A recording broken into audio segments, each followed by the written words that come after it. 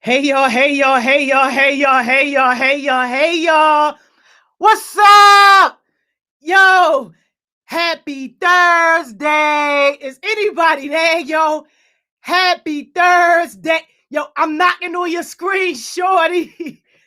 I'm banging on your screen. What's up, yo? Happy Thursday. Yo, I love me a good Thursday, yo. I love me a good Thursday. Hey, yo, hold on, yo. This is for this for Ma, yo. Hold on, yo. Hold on, yo, because you know Ma love when we do this.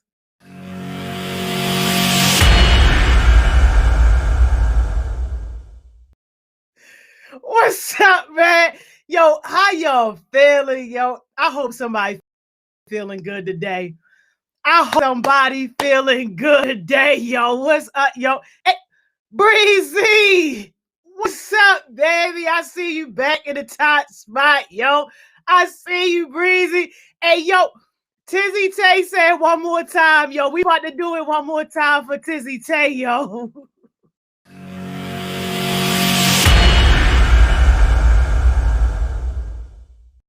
Yeah! Yeah, yo, let's go, yo. What's up, man? How y'all feeling? Breezy Breeze got the top spot, so you know it's about to be a good day because she right where she supposed to be. Yo, what's up, yo? Chaos Smoothies. What's up, Chaos Smoothies? Yo, shout out Chaos Smoothies and my man's Coach Johnson for an amazing entrepreneur session today, yo. Like all our sessions are great, but today was just amazing, yo. And shout out James for coming on and telling his entrepreneur story, yo. Had everybody in there like listening and learning and soaking it in, yo. I love to see it, yo. What's up, yo? Tay Bass, yo. Tay Bass, yo.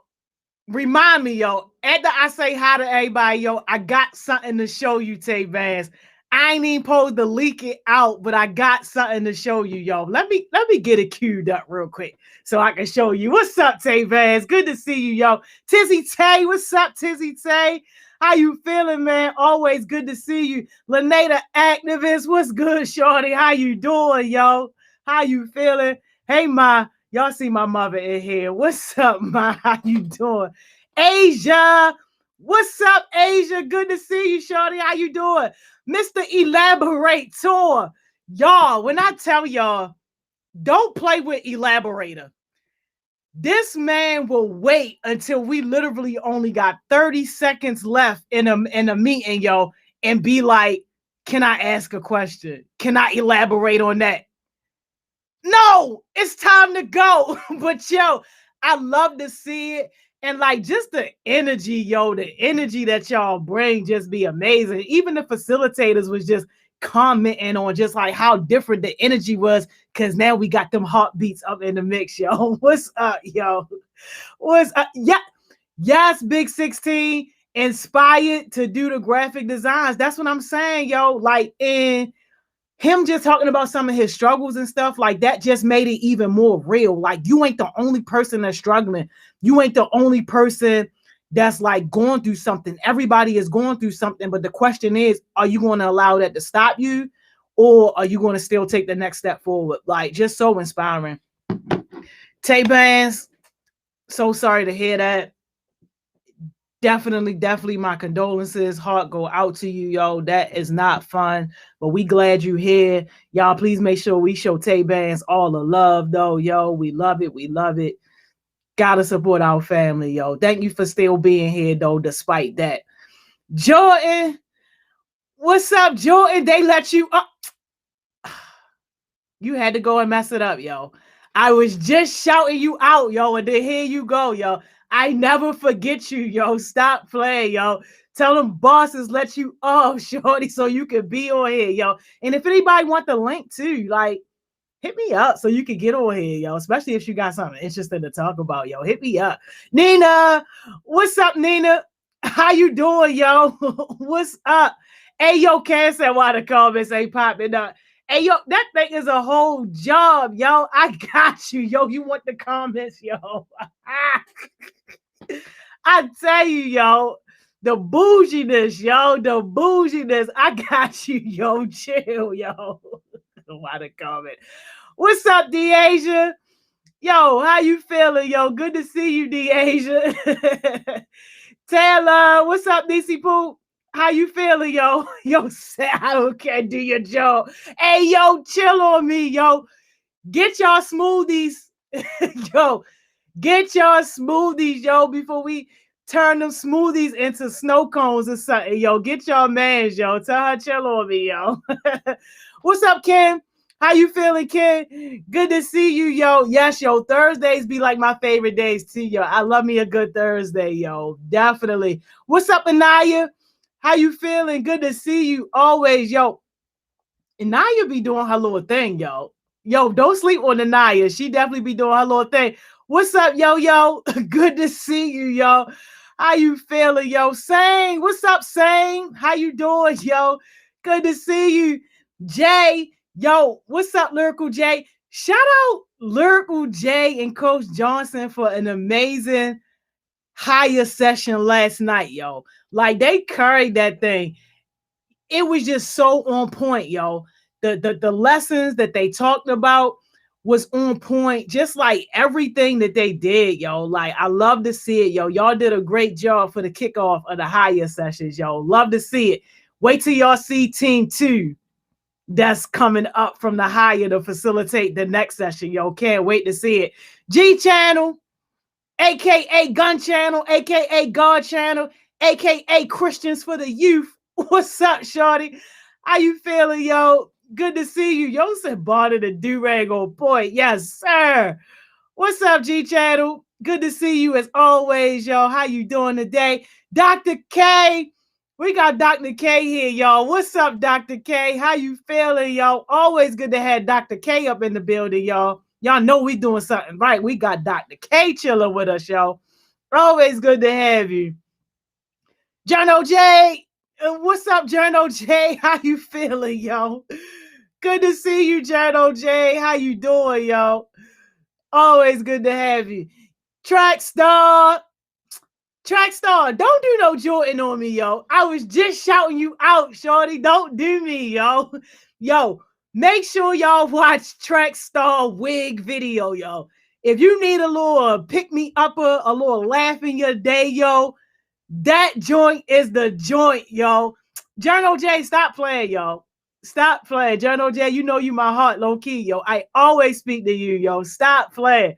But, yo, y'all need to check out Trackstar if you want a quick laugh, yo, because that wig joint, yo, oh, my gosh, yo. Definitely one of the funnest videos I ever seen in my life, yo. Who knew she had it in her, yo? Who knew? But, yo, I think I got everybody shouted out. Yo, please send me a message, yo. Send me a DM if you try and get the link, yo. I got the link on deck for you. But yo, I gotta show y'all something, yo. I gotta show y'all something. Hang on. This is for my man's Tay Bands. Let me get this, yo. I'm not even supposed to be showing this to y'all, yo, but I'm going to show this to y'all so y'all can see what's coming up, yo. Hold tight, because if anybody was on the live that we did, I want to say it was almost like a month ago for real, but we was on there with our friends from Hip Hop Public Health and Rolling Out, and we talked about a $3,000 challenge. Y'all remember that? The $3,000 challenge where Journal J was definitely on there. Yep, Chaos Smoothie was on there too. Where you basically make a video that's like another verse for the community immunity videos. And yo, we're giving away a total of $3,000. 3 people out of all the submissions that we get, yo. Oh, G Channel, you was on that too? Yeah. So out of all the submissions that we get, the video submissions, 3 people want to walk away with $1,000 each. Let me show y'all this. Let me share my screen. Let me let me show y'all this joint, yo. I'm not even supposed to share it yet because it's not final, yo. It's not final yet. But yo, do y'all get the idea? $3,000, shorty. The winners are going to be announced. And yo, I'm giving y'all secrets, yo. I'm not even supposed to be leaking out the information. But the winners are going to be announced on Friday, May 23rd. We're going to have the link to the live. The live is going to be on Rolling Out Live, y'all. If y'all not familiar with Rolling Out, please get familiar. They doing big things, y'all. But the rules is simple. All you do is upload your video, shorty. You just upload your video. And that is basically it. Yo, we got the beat right there. You can download the beat so you can listen to the beat. You got to have your video in by May 16th, yo. You got to have your video in by May 16th. And do y'all recognize them? Do y'all recognize them, yo? Who recognized them, yo? If you recognize them, yo, let me know if you recognize them. That's right before they was on national TV for the PBS News Hour interview that they did. These are our partners right here, y'all. Rolling Out their Health IQ segment, yo. This is where they're going to officially announce the competition. So like what I'm doing right now, giving y'all this preview, most people not going to find out about this until the 24th, because that's when they are going to officially announce this competition. And these are our partners, yo. We love them. Hip Hop Public Health, yo. And these are the videos. So if anybody is looking for inspiration on like what your video should like be about, your video don't got to be animated. Nobody's expecting that. Your video can just basically be you with your iPhone, but your bars got to be hard. Like, and they got to be in line with what these videos are. And one thing that they told me too was that one person, like if it's hard enough, you might get your own animated video to add on to this community immunity series. So like, yo, it's hard. It's hard, yo. It's hard, but that's what we doing, yo. That's what we doing. $3,000, yo. $1,000 for 3 people. Man, listen. Even if you can't rap, yo, but you got buzz, you better collaborate. Cause even if you win and you split it with somebody, that's $500 a piece. And I ain't no mathematician, but that sound pretty good to me, yo. Yes, not in. You was definitely in the building. You, Big 16, y'all was in the building, yo. Amari, aka Harassment, was in the building. Yo, don't sleep on Big 16, y'all. Somebody better partner with him, yo. He is an amazing writer, yo. He can definitely be a good partner, yo, for somebody. I mean, like, yo, it's $3,000 on the line. Like, why wouldn't you try to get in there, right? Yes, yes, and yes.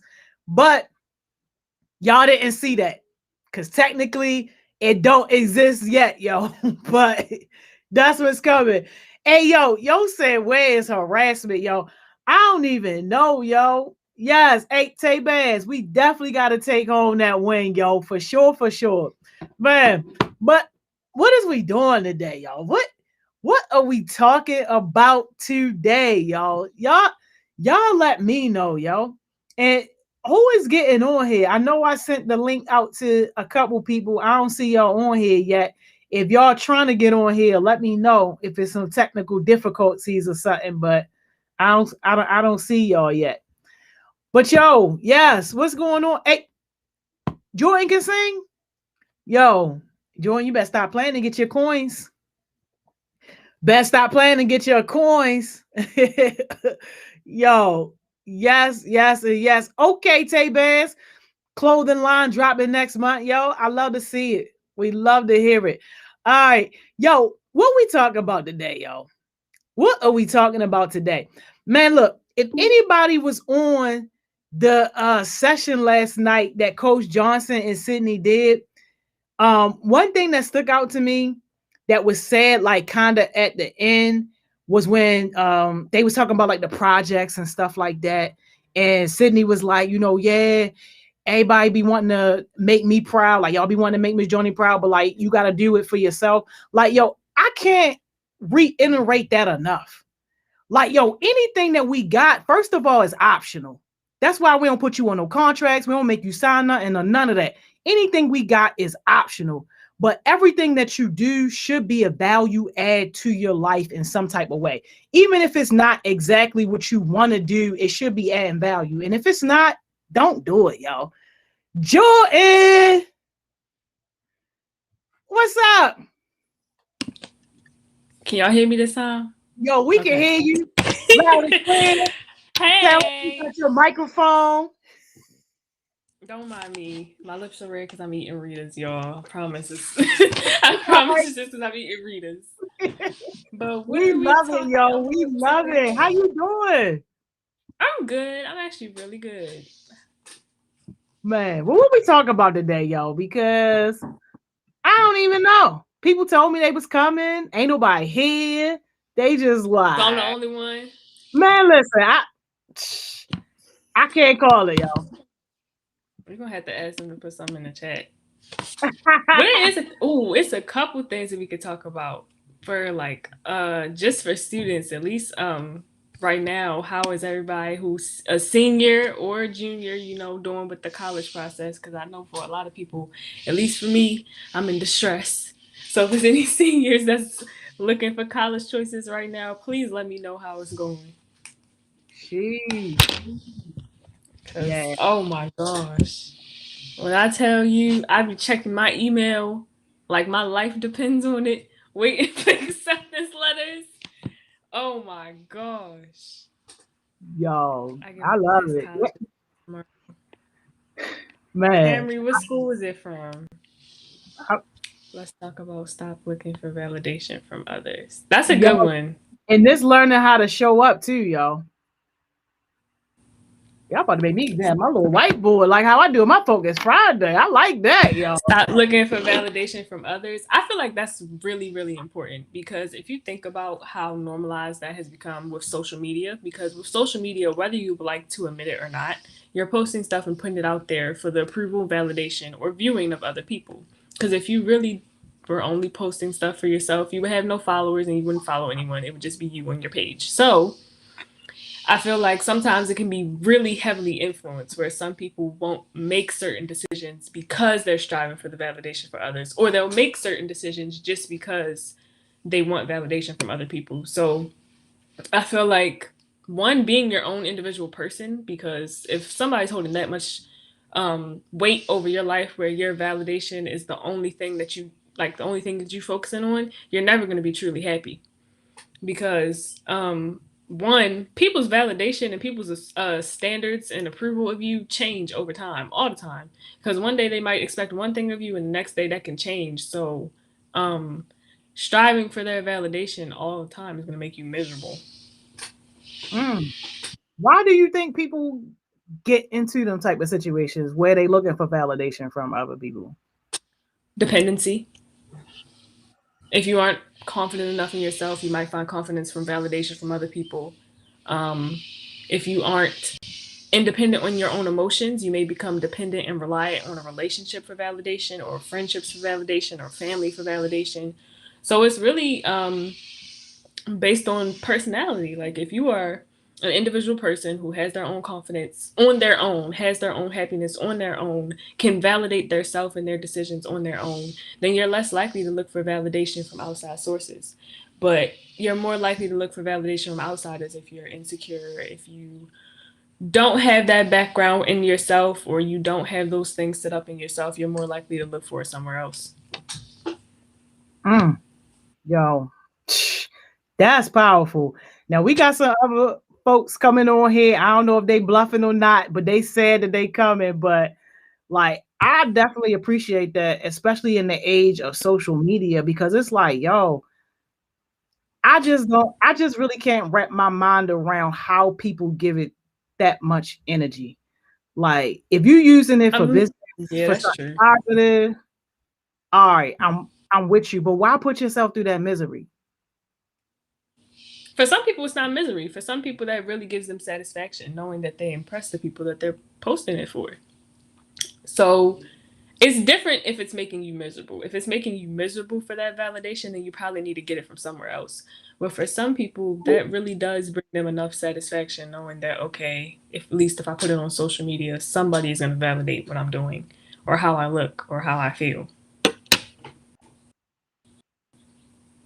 Yeah, that's crazy. Mr. Elaborator, what about you and Hi. validation? Do y'all dudes be putting them Wait, questionable pictures up there trying I to get likes? I got a question. The reason I came up here because I know so much about validation. I like really so I get to learn from both y'all. It's either I'm saying same supposed to stuff, but I'm a like conversation, look at what like I don't know all this stuff. So I just want to learn from y'all. It says I'm having connection issues. I was just about to say, is it me or you chopping up? You better pray to God they don't screenshot you with your mouth open like that. Miss Joni, I'm telling you, if I catch one You person, better pray. no, You better pray. Yeah, Dang, y'all. Oh yeah, she taking pictures. Oh yeah, I got you. Oh yeah. Oh. I think you said you don't know about validation. Right. Is that what you said? Yeah, and I would like to learn from y'all. Y'all keep saying y'all freeze. What? How do you freeze? But yeah, I was saying like I wanted to learn from y'all because I don't know much about it. It can come in different forms in different ways. Like sometimes people will heavily seek validation from their parents. So they'll make certain decisions just because they want validation from their parents.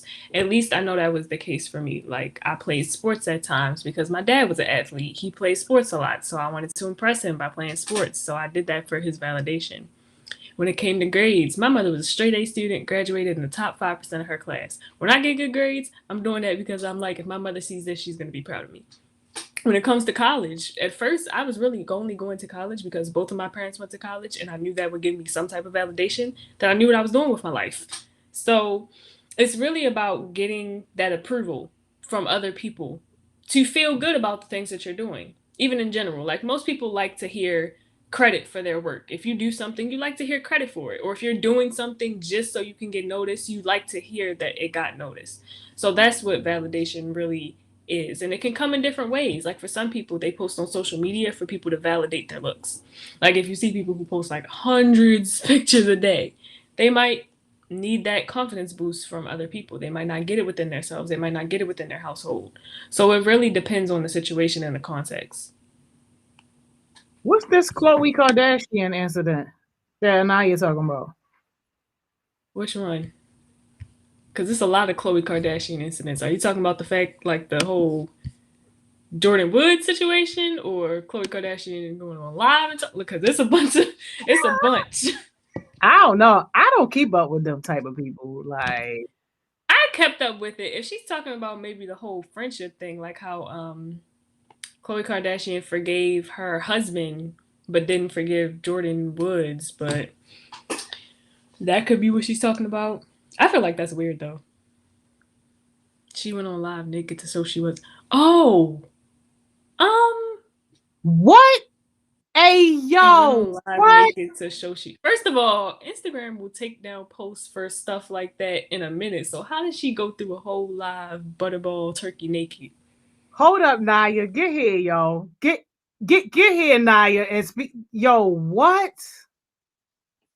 That's a little bit. That is something else. Yeah. Don't really have. But we talk about. You had the questions for Miss Joni. Like you questions when I joined here.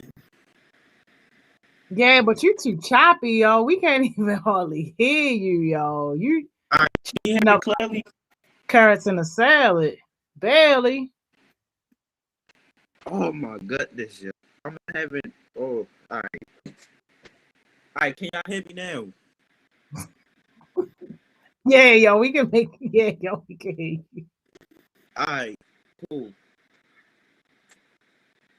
Now let me talk. Why my connection red? Yeah, nah, you going out. You gotta go fix your connection, yo. Nah. Hold on. All right. Hold on.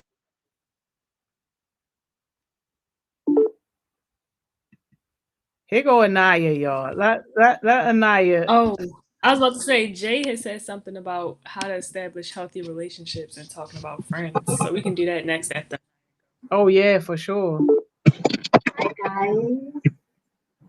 So the Khloe Kardashian incident was, I guess, like she gets her body done. There's nothing wrong getting your body done, but her grandmother accidentally posted a picture of her like with her body unfiltered and just like plainly how it's supposed to like look like in real life. And I guess Khloe Kardashian was like didn't like that people saw how her body really looked without like the Photoshop, like the tone and stuff. So she said anybody who has a screenshot will get copyright, and she wants everybody to delete the photo from the internet. So I felt like that tied into the validation part because I oh don't know. no, I feel like this part tied into because she went on live afterwards and just started showing off her body, saying this is how it really looks. She was just showing off her body and stuff, and I just felt as though that seek validation from others because we all know that social media is fake. And I just felt as though like she was looking for others people validations, like saying your body looks great. It doesn't matter the picture is done. Then like she was just searching people's validation. So she wants the picture to be like removed off the internet. Period. So anybody who posts it or talks about it will get copyrighted. I just feel like as long as the Kardashians have had a platform and as big as a platform that they have, she should have known that even if it was an accident, because people do slip up and accidentally post stuff. Normal people do it all the time. Still, to platform to really sit here and nobody was going to screenshot or take a picture of that image. You don't really have control over that. So even saying, okay, every person who has it is going to be copyrighted, I highly doubt y'all have that much reach and that much power to say or do that. But still, and then the whole going on live to show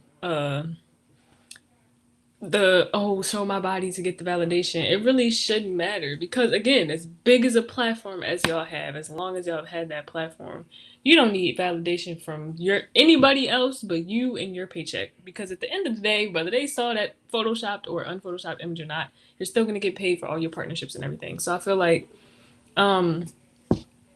that was just really extra. Not even extra, but just doing too much because I can understand saying you want the image taken down, you don't want it spread around. That's fine because most people don't want that. But saying or going as far as to putting your whole naked body out there on live, that's something you can't take Oh, back it was naked body. because It was just like the she amount just of lifted up people. her t-shirt. Because it was like the photo was from her chest down.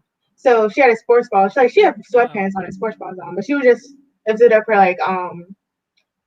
sweatshirt was just showing her stomach and stuff.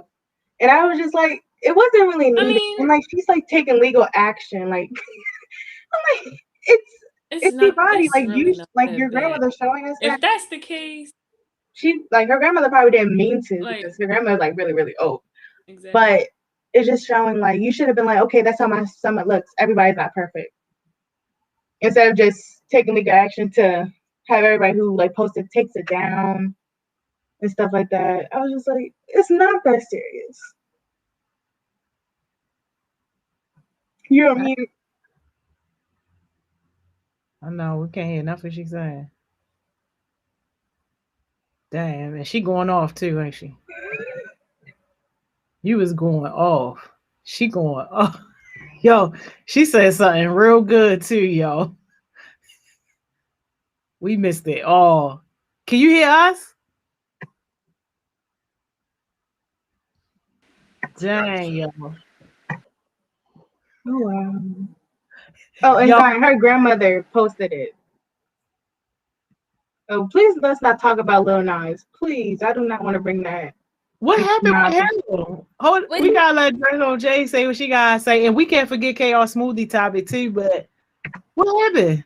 He made a video. Okay, so basically his new song had nothing to do with the video he made.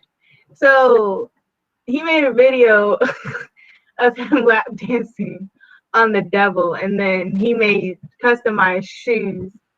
It was just a whole lot of devil stuff. And like people, but some people in our generation is like, it's not that serious. The shoes are tough, this and that. I'm like, that's so real. Dealing with the devil and stuff, you should know like that type of stuff. You don't have to be Christian to know that's not right. So, but he doesn't care. But it was just a lot with that music video and stuff. Can y'all hear me now? Yes. Oh, Thank thank God. God, because you was going all Journal J G Hey, Michelle. channel. Hey y'all. About the validation thing, I just wanted to touch on that real quick. When I was younger, everybody be like, oh, you know, my mother used to brag about me. Everybody be like, oh, you get good grades. They love that. And the energy was cool. And then like as I got into high school, nobody was really there, I guess you would say, for validation. So I kind of just, I don't know, I just stopped. It was just like, I don't know what I'm doing this for. All this is stressful, stuff like that.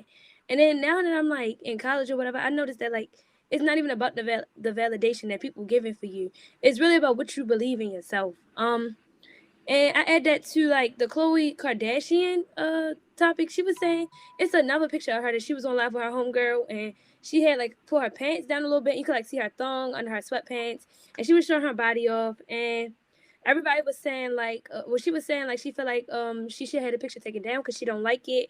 And I was just like, well, I feel like that's privilege because it's a lot of people who got pictures on Instagram that they don't want nobody to see, and I can't copyright my pictures, and I can't send you to jail for them.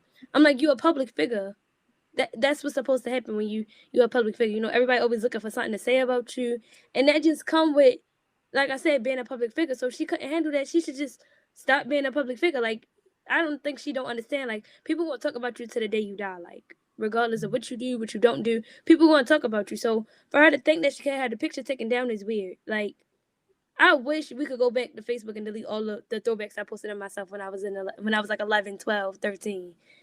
And yeah, and about the Lil Nas situation and him and the devil, he is like he want to be himself. Like, he going to express himself like as a human being no matter what. The same way The Weeknd, everybody was like, oh, you know, he got plastic surgery, and the whole time it was for a music video.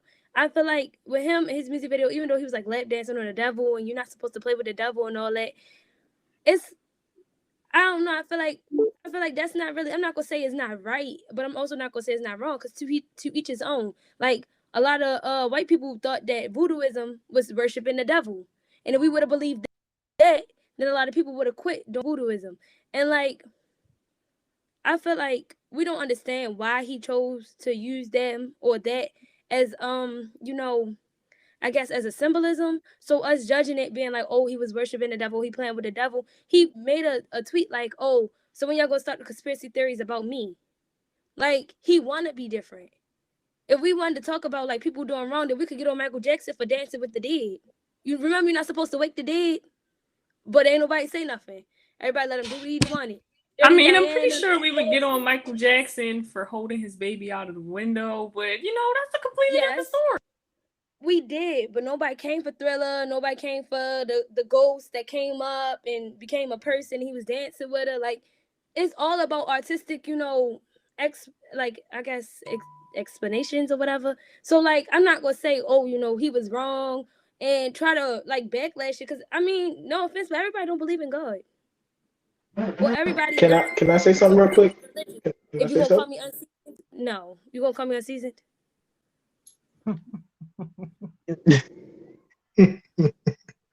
I already told you, Jada, you got a little bit of salt in you. I already told you that. You got a little bit of salt. No, you call me unseasoned. We'll see. I'm gonna call my grandmother and tell her to take your lamb chops off the table.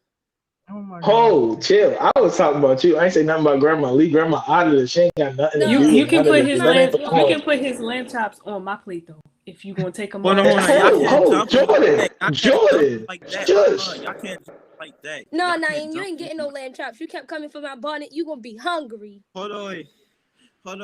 That bonnet. You can put Dang. his lamb chops on my plate too. Just, Hold on. Boy, just yeah, Jordan, Jordans, you know. Jordan, stop it. Bro, when we got into the laptops, I thought All right, so listen. Listen, I got a little take. To go on with that Lil Nas thing. See, I would agree with you, Jada. It was a creative differences and all of that. If he didn't tell the truth about the video, he said the reason why he made it is because he had trauma in the church, which is why a lot of people not Christian or don't believe certain things, or they might still believe it, but they don't want to, partake in it because they feel as though they'll be judged for certain things that they do or the way that they act. When religion is a man-made thing, nobody ever really, like, people that read the Bible often don't go to church because for a reason defied religion. He didn't want to do the things that people wanted him to do. That's why he was hung by his own people. But that ain't the point. The thing is, Lil Nas X went to church while he was younger, and they made a mockery of him because he said he was gay. They said he was going to hell, and he said, "Y'all Christians like to call gay folks bad people, blasphemous, and tell us we're going to hell, but you get mad when we actually decide to go." And So he got basically, he got a point with that because yeah, he does. I've seen a lot of people. I met this lady. She was in a cult. Everybody thought that it was Christianity, and her mother they all joined it. Whole time it was a cult. She was sexually molested for so long to the point where she whispers now in her 40s. This happened when she was 17, and the police did not care. All the boys who've been touched by the Catholic people and all them, I wouldn't be mad if they made a video like that either. Well, not like that because they're not an artist. But thing is, though, you got to know. I wouldn't be mad because it would be okay, right, if he went back and instead of him using the devil, he used God and he was on the cross. Then everybody be like, "Oh my gosh!" But now that he's using the devil, no. No, He probably I don't got know. the same amount. He would have got the same amount of backlash because Christians. I'm not saying that, like disrespectful. He would have got worse. He would have got serious worse. Or Jesus, or how it happened. But I'm saying if he shed light on it, like saying that hey, this is what I want to represent. I'll let you. I'll let you do or say whatever you want to do or say about the devil. You take that up with the Satanists. I ain't worried about that. But if Jesus was on a cross in his video, I would have made a house trip. Simple.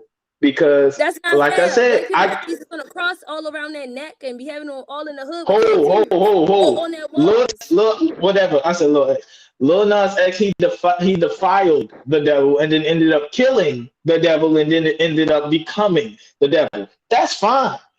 If Jesus was on the cross in a regular Stapleton or something like that, was just there, then I'm all right with that because he started out in the video in heaven. I'm okay with that. But if he defiled Jesus, killed Jesus, and then came Jesus, that's not what I'm saying. What I'm saying is if he would have put Jesus in his video, if it was the other way around and the video was about positivity and he had used Jesus, everybody would be, "Oh my God, he used Jesus. We love him." Like, hold on. There's this comment that just came back. It's from a man's Tay. I love you, Tay. I love everybody on here, but Tay, like, I love everybody, but yeah, I love Tay because he had that one conversation with me. I love you, bro. But yeah, he had put the more y'all talk about it, the more he makes money from it. See, word to mouth don't make nobody money. The watching, the views, and the likes. That's what makes money. No, but you know what word to mouth gives? Word to mouth gives relevancy. It keeps him relevant. Yeah, awareness. So whether we watch his videos or not, he's being talked about, which will cause people to watch his videos. And either way, even though you personally are not watching him, you're actively having these conversations, but it's actively keeping him relevant. Because there's not a time in the past few weeks since he's released that video that I haven't heard at least 3 conversations a day about it. So he's relevant. You're right, and his I'm not mad about that. him did a great job with that. Because even after he dropped the video, then he dropped the shoes with Nike, and that made him even more relevant. But not as good publicity because you don't know what you're going to get from both of those sides. Yeah, I'm not mad about the whole publicity thing. I would rather somebody watch it than take my advice because all money ain't good money. See, publicity be damned. All money ain't good money. Dude is being sued from the same brand that he launched the shoe from. All money ain't good money, but he probably spent all of the money that he launched it before pre-buying and all of that. So he's probably in some debt in the hole. But that ain't my business. Like I said, all money ain't good money. So he's fighting with some things right now. So what he's going through is his problem. All I'm going to say, if I'm going to talk about it and anybody's going to want to agree with me or disagree, I would like for them to go do their research. So I would like for them to go see what they're talking about or what's going on. Like I did, I watched every single interview he did after he released that video, after he even decided to make those shoes, to see where his head was at. And I hope he told the truth on all those interviews, because I took the words that he said to heart. So I get what you're saying, but that was wrong.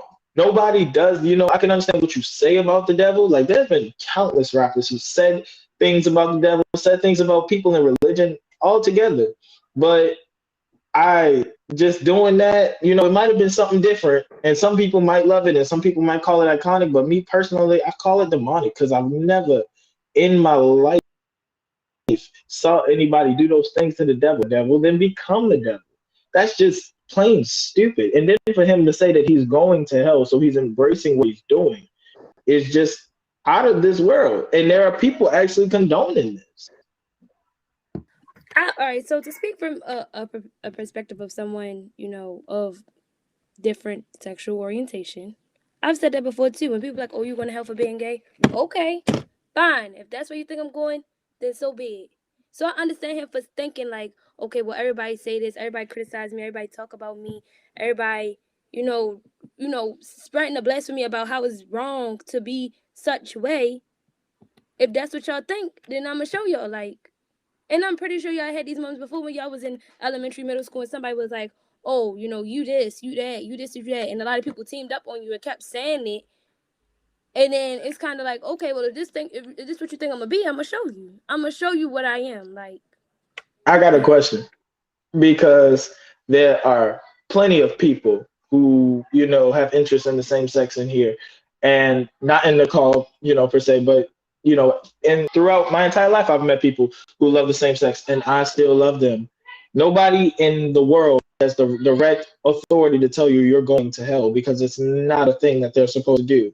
There are some Christians who believe so high and mighty in their faith that they think that they have that authority. They don't. Nobody's that close to God to tell you that you're going to hell. If God was alive, he would be on your side. If Jesus was there, he'd be on your side. You saying that now, but when I was younger, of course I wouldn't. You telling me that now, and I understand that. But when I was younger, it was a lot more of, oh, you going to hell, instead of, oh, he gonna be on your side regardless. So a lot of people internalized, I'm going to hell, I'm going to hell. So that's because you do a certain thing, yeah.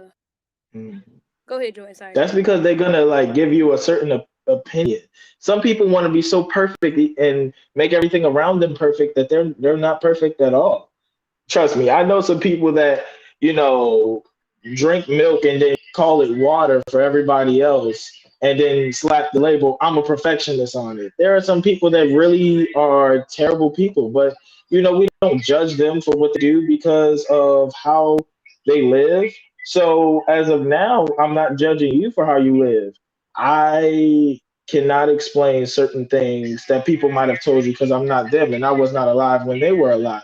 But I want you to know that real Christians and living by the Bible and people that believe in God have no problem with anybody and who they choose to date or have sex with. However you do, whatever you do in your privacy of your own home is what you do. And at the end of it, it was truly a bad thing, it would not be a thing. So all I can say now, it's truly a bad thing. I feel like even though some things are bad, they Please still let a Jordan thing. go. Y'all been dominating the whole situation. Pull on Naeem and Anaya looking lost. Please let Jordan go. All right. Right, Miss Jordan, because I heard Greg talk, I heard Jordan talk, I heard Jada talk. Okay, Jordan, what do you gotta say? Like, okay, Naeem. Hold on, let me get my Naeem, word we in can't quick, hear you. it's like, You breaking up. I'm breaking. We don't want you to get screenshot, Let Jordan go first. She asked in the chat first, yo. Now he be a gentleman, yo. Move out the way. Go ahead, Jordan. Naeem, stop crying. Stop crying, bro. Stop crying. Right, Cam? I'm with you. Go ahead, Joy. Dang, all that we can't even hear you, yo. Go ahead, Anaya. Anaya, what you gotta say, yo? Hold on a second. Okay, so talk about validation if we're still on the validation topic. I would say that now I don't see validation from my family. Like that's where my validation, like me wanting validation came from. That was the source because I felt as though that they treated me differently from my cousins. So I always thought that I needed validation from them, like how I dressed, how my body weight was. Like I started myself on point, but it was just like I wanted to be treated like my cousins. So like I always seek validation from just mainly my family. But now I don't give a crap anymore. Like I think as I've grown and like as I'm getting older and more independent and more to myself, I realized that the only validation I need to seek is for myself because like as I don't know who said it, but how I view it is you come in the world by yourself, you exit the world by yourself. Like once you pass away, 3 weeks later, no one's gonna really remember you. You know what I mean? Like you're just gonna be gone. So I just realized that I just need to do me, not really worry about anybody else. I said that, Anaya. I can't believe you just quoted me. Can I want to give a Can you hear me now? I don't No, believe that at Jordan all. is going G channel. G channel, you gotta let Jordan and Naeem go, yo. If we can hear them, Okay. if we can hear them, Basically, I don't want to go back. Go ahead, Jordan. Please go, Jordan. I Naeem, don't back up. want to go back to the Lil Nas X topic, but I'm just go past it because I feel like that's gonna start a whole nother conversation, and I'm not trying to hear y'all go back and forth all day. But I do have to say, I feel like for the people who are saying, "Oh my gosh, it's so wrong," blah blah blah, everybody is entitled to live their own life with their own opinions and their own rights. Freedom of speech is a thing. It's been a thing since the beginning of time. You can say whatever you want. You can put whatever you want on social media and put that out into the world and reap the repercussions for it. Everything in life has an equal or opposite reaction. That's what my mother taught me since the day I was born. Everything you do has a consequence, whether it's good or bad. So he will either reap good consequences from this or reap good bad consequences from that. So it's just like, I mean, either way, whether we talk about him or not, whether we hate it or not, whether we love it or not, he's still making money. He's still doing just fine, whether we talk about him or not. At the end of the day, shouldn't matter because you aren't the one who has to see it. You don't have to watch the video if you don't want to watch it. You don't have to listen to the music if you don't want to listen to it anymore. That's really where I am at it. And for the people who are like, oh, I mean, he's embracing going to hell. If you're gay, you go to hell. I feel like a lot of times people will pinpoint the parts of the Bible to validate their beliefs. And if you're going to do that, I believe that you should pinpoint every other part of the Bible as well. If you're going to follow that one part and say to gay people, oh, you deserve to go to hell, okay, well then what other part of the Bible are you doing in your daily life that you shouldn't be doing and is considered a sin? You aren't supposed to have tattoos, technically. I mean, it's a sin to do a lot of things. I got a question. Do on a well, not a question, a statement. On a daily basis, and they don't pinpoint that.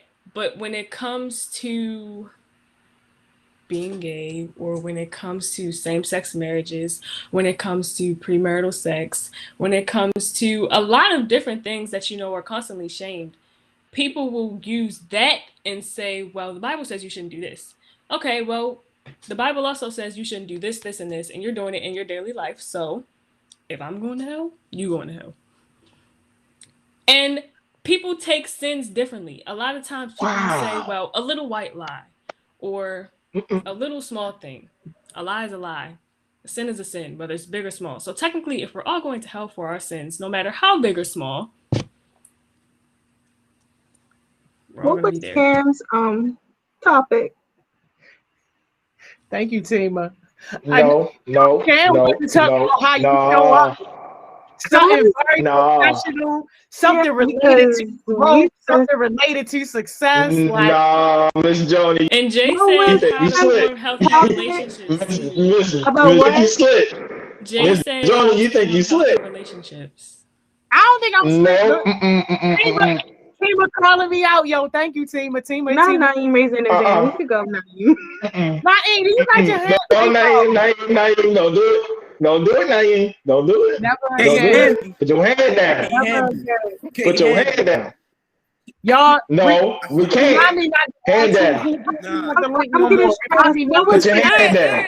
Everybody break What it down. was the Everybody, topic? everybody, I can't hear nothing. If we're gonna What move was on the to the next topic? topic, we're gonna move on to the next topic. If not, G-Channel, get your letters coming in. We on to Cam's topic. That's it. That's all we talked about. We're going to Cam's topic. We're off the religion. We're talking about Cam's topic. I don't know where his Make topic sure is. we get Jay's topic. I'll give you a pass today. I'll give you all a pass today. Wait, who's You talking? gonna give us a pass today and tomorrow? And now you Not tomorrow. Not tomorrow. You took my lamb chop off. I ain't got nothing to lose. Hold up. To be fair, Naeem, you can elaborate, but we definitely want to let you get your thought in. And Trackstar, thank you for saying that, because I definitely don't feel like the time was wasted. Like, even if we don't talk about like something that's like purely related to success, like all this stuff is things that like need to be talked about, and we don't ever talk about it. So thank you for that, Trackstar. Naeem, real quick, say what you guys say. I know Sane want to make a quick point. And then definitely, yes, let's move on, because everybody at least got to have a chance to feel heard. Y'all can hear me now? Yes, you got to hurry up. Okay, I don't know if Marquay on here, but this session kind of reminds me of Spiritual Sundays. When we, on the religion part and stuff like that. Hey, Greg, you probably don't know Spiritual Sundays or Jordan, but we had them last year. Miss Sessions was fire. Hey, Marquay. Tell him, let's start it back up, because, like, you be having them, I'm telling you. That's all I gotta say. And I never watched the video because I don't really pay attention to the media. I gotta stick to what I believe, what I stand for. So, yeah. Yo, you wasted your 30 seconds to ask him to revive something that he killed months ago. Bye, yo. Hey, Sane, you on here? Sane says she having internet issues. All right, who wants to start us off with Cam topic? Because y'all only got 2 minutes. What was her topic? I don't even know what the topic was. How to show Showing up professionally. Yes. Cam, correct me if I'm wrong. I think I remembered it right. Communication is a good way to show up, because I'm not really good with this conversation because I tend to be late and I need to work on that. But I know that communication, because like you have to communicate with people like, hey, what do you mean showing up metaphorically or showing up physically? Like how you show up in whatever space you come into. Confidence and first impressions. Confidence is really important, because people will see if you aren't confident in yourself. And they'll translate that into being able to walk all over you, or just knowing that you aren't that confident. So they may be able to manipulate you. So confidence is really important, and knowing that first impressions are really important, because sometimes people can get a feel for you within the first 15 minutes of you meeting them and know whether or not they want to work with you or not, whether or not they want to interact with you or not. So just understanding that your presence is a gift, and acknowledging that and living in that, because if you show, okay, I am here because I chose to be here, and I am here because I feel like I can bring value to whatever I'm going into, people will acknowledge that, and they'll see that, and they'll understand that, and it'll be something that they acknowledge when they see you. So just taking that confidence, and not being like cocky, like walking into a room like, oh yeah, I got this, all this is like, no, not that type of confidence, but just saying, I'm here for a reason. I'm here because I can do whatever I'm coming in this room to do, and people will acknowledge that and know. And how you present yourself, like how you look matters, because you can't be showing up to like a business meeting wearing some sweatpants and a sweatshirt with a messy bun, because people are gonna be like, okay, he doesn't take it seriously, so why should we put our time into your reputation? Mm-hmm. Your reputation. So being presentable and showing, like Jordan said, showing that you want to be there. Even though people talk and what people say doesn't matter, when it comes to certain industries, especially because I've been doing theater since I was 6 years old, so. In the theater world, if you have a bad impression on one director, you can get blackballed and never do a show for the rest of your life. So just understanding that your interactions with other people, you never know who people know. And Baltimore is small, so you should know that everybody knows everybody. Everybody has connections. So just knowing that your interactions could really lead to different opportunities, good or bad, because you might do a really great job with one person and then do a really bad job with another, and they know the same people and they're getting two conflicting opinions about you, and now that's making it harder for them to give you a job. And what Cam said in the comment, Miss Johnny wears sweatpants. What she does might not work for you, if you know what I mean. I don't know how to say it correctly, but like, not just because somebody else does this, that means you should do that, or it should be like acceptable. Because her business meeting might be different from your business meeting.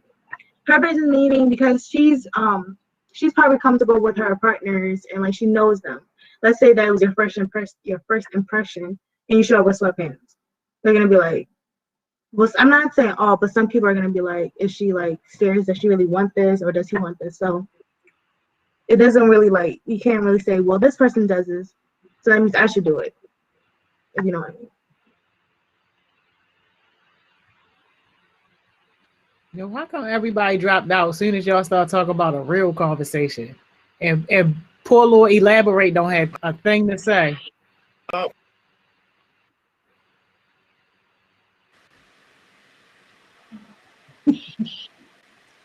can Yes, go, right? yo, Elaborate.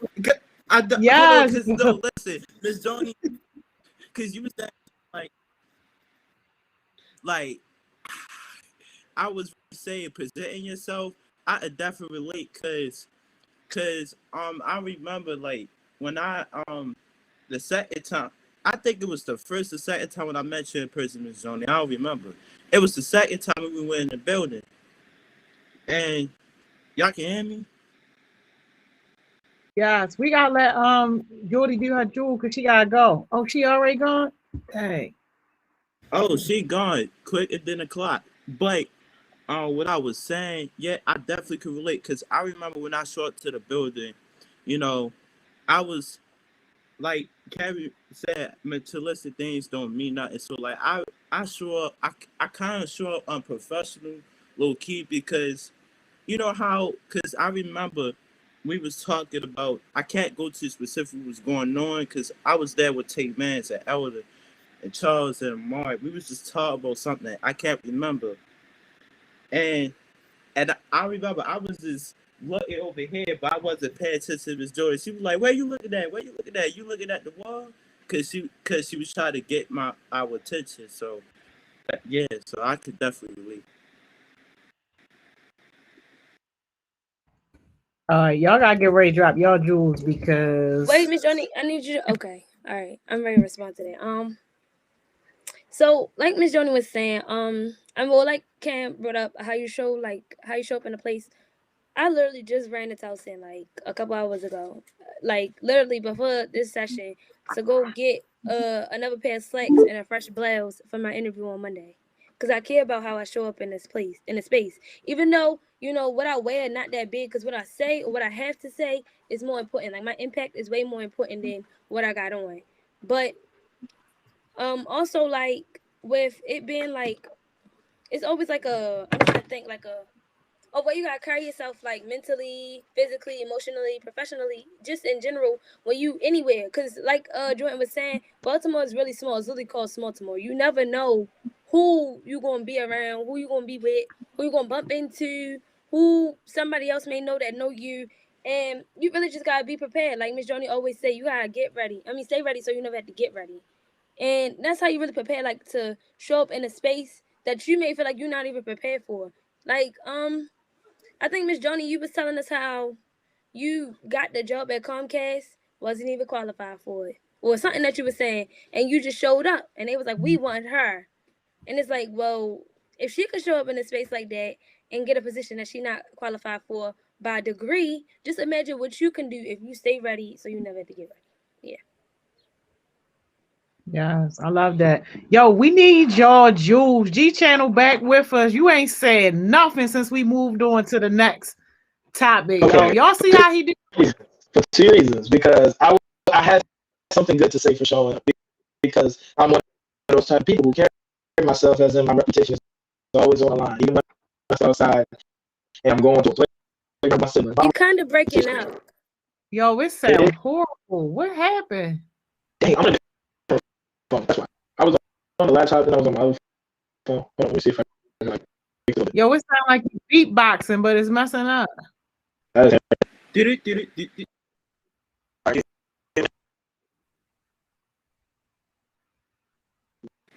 My Miss jewel. Joan, you know, Yes, y'all just give got it to a ready to second. go. My jewel is. yeah, no, Are you talking? that's G. No, because like when you speak, it goes like, and then your mouth just starts Right. moving. Cam Let's give said it like a you second. golf ball. But what do you have to Okay, say? can you hear me now? Kind of, sort of, kind of. Kind of, so just Cam says eating golf balls. Yo, she dumb, yo. oh, Go ahead now, you with your Jew, because Beats about to get on here. Y'all got to go. My jewel is the source of your validation should come from yourself. Yes. Come on, Naeem, and please don't start no drama, yo, that you can't get yourself out of. Oh yeah, Miss Johnny, you I'm got not that screenshot? You got the new one? No, I get the new one. You Send got me to the- open it. All right. Don't get me started, please. Please do not. I'm telling you, I could literally pull out every meme I have and put you into me together. Elaborate. You don't want it, shorty. Go. Say your Jew and go. Say your I'm Jew done. and go. Log off quickly. Say your Jew, my man, and get. Oh, he did got off without the Jew. Yo, he logged all the way. Come on, G Channel. Hopefully we can hear you, yo. Please. It's just very staticky, but go ahead. We can make it out. words are actions, so be careful how you use them. To elaborate, he just said words are actions, so be careful how you use them. Yes, thank you. Great translation. Thank you so much, Journal J, for picking that up. All right, we need your jewel. Then y'all got to go. All right. My last jewel is don't destroy your foundation trying to help somebody build theirs. Like, don't take brick by brick and put it on their side, because when you ain't got no foundation and your helps then fell on you, they ain't gonna come dig you out from under the trouble. It's really just you, like, out here. Like Anaya was saying, you come in by yourself, you go out by yourself. Unless you're a twin, you come in by yourself because y'all can't come out together, but you was with somebody and you still gonna go out by yourself. So yeah, don't mess up your foundation trying to build somebody else's. And that's it. Yeah. And also tell your homeboy, Naeem, stop playing with me. I told him I have a I'm a question. pussy wrecking. Is your cameras turned the other way? Like inverted? What you mean? Like on my MacBook? Like your camera, like your video. I'm on my MacBook. I don't know what the basic setting for Oh, this I is. feel like when I turn my head this way, it's turning that way. Yeah, that's like I'm looking to the left, but it looked like on here. I don't know. Yeah, It's I a don't like mirror. that. It's not like a regular one. Like on Zoom, it's a mirror. It needs to stop being a mirror because I don't like that. You is crazy. I'm Ma, like, yes, Beats is coming and we can get these ghetto churn off of here. Yes. ghetto, Miss Jody, police. Ghetto. That's the yeah, y'all gonna make that boy drop off. Don't even give it. When he left, where is he? He rolled out. As soon as I put that picture up with his mouth wide. Bye. See y'all. We got to go. Bye, Miss Joni. How do I hang Enjoy up? the rest of your day. Don't even do us like that. You like having us here. All right. Bye though. Yo. Oh my gosh. Y'all. Is your channel stuck? Oh my gosh, y'all. Is he stuck? Yo, these screenshots tonight, boy. Oh my. Please send this one to me. Yo. Channel, yo, they got you, yo. Oh my gosh, yo. I cannot, yo. I cannot. How's it going? Man, these churn. These churn is right. These churn give me a run for my money. Is Mr. Elaborate supposed to be on here with y'all? Yes, he is. Okay. What about the G channel? Because it looked like he trying to come back. I don't know. the heartbeats. All right, so that's what's good, Beats? What's good, Mr. Lou? How you feeling? What's Bye, going on, y'all. Naeem? Go back. Bye, Miss Joni. Cause Yeah. y'all witnessed a violation due to the policy of hospitals. You feel me? Everybody get the screenshot and be like, what I even do? Like, I ain't hurt nobody. I ain't do nothing to nobody. And then Jada get all fired up, but like, come on now. Oh y'all twins today. Y'all got red shirts. Let me go get my red shirt. Yeah. Coordinating. He really did know. That's crazy. What's up, Marquette? How's everybody doing? How you doing, Beats? Shit, doing good. Hey, what's up, Cal? Yeah. I'm doing good. Yeah, so today we got we should have DJ Excel coming on here to have a chat with us today. I might have to leave for a little bit, text him, and then come back and make sure he's still coming. But yeah, today is definitely an interview day. Yeah, bro. All right, let's see where DJ Excel is. But yeah, how's everybody been? Like, I haven't talked to y'all in a little bit, and stuff goes on. So yeah, how's everybody week? I'm doing good. My week going good. It would have been better if that ain't happened, which is happening to go, or because why everybody throw shots at me for? I don't. It's like you get shots thrown at you, but for no reason. Like, give me a good reasoning, and I will let you have it. Like, I don't know what's going on. Like, help me out. Oh, they really play with you. Yeah, I'm dead, bro. Yeah. They always want to play like it's playtime. It's productive. Like it's playtime. Yeah. What are they taking shots at you about? I missed it. I don't know. That's what I'm saying. You're just out of the loop. Like, sometimes it's better to be out of the loop. Just don't worry about it. Yeah. If I make a meme, oh yeah, it's chaos. Yeah, I'll be right back. About to go get Mr. DJ Excel on here, see where he's at, and then after that we can get started. So. Cool. Naeem, what else is new? What I missed in Thriving Thursdays? Oh, like last week? Or like right before this? What did you guys do right before this, or did you miss it? So, I don't know. So, let me just take it back. Like, this week, like the beginning. What's up, Tay-Bands? Tech Tuesdays, now we have it on Tech Tuesdays, like one Tuesday a month. So, say example, we just had our Tech Tuesday this month. Now we're going to have it for Tech Tuesday next month.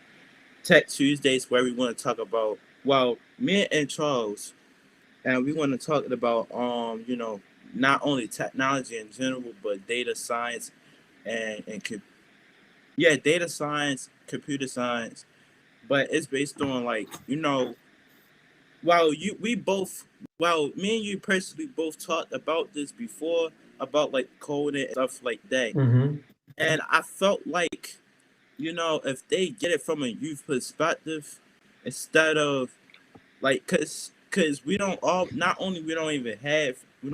get much from a youth perspective, but like, how about like one of us could really break it down in a simple form? Right. Kind of just saying in a way that you guys understand better, that they'll understand better. Yeah, because when I started coding and whatnot, I started since when I was in first grade. So a lot of people didn't get that chance or whatever. Oh, he on here. What's going on?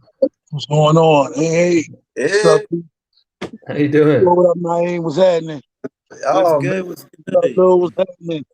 How are you? I haven't seen you in a while, Dave. Man, my bad. I was kind of late. Had to run to the restaurant, man.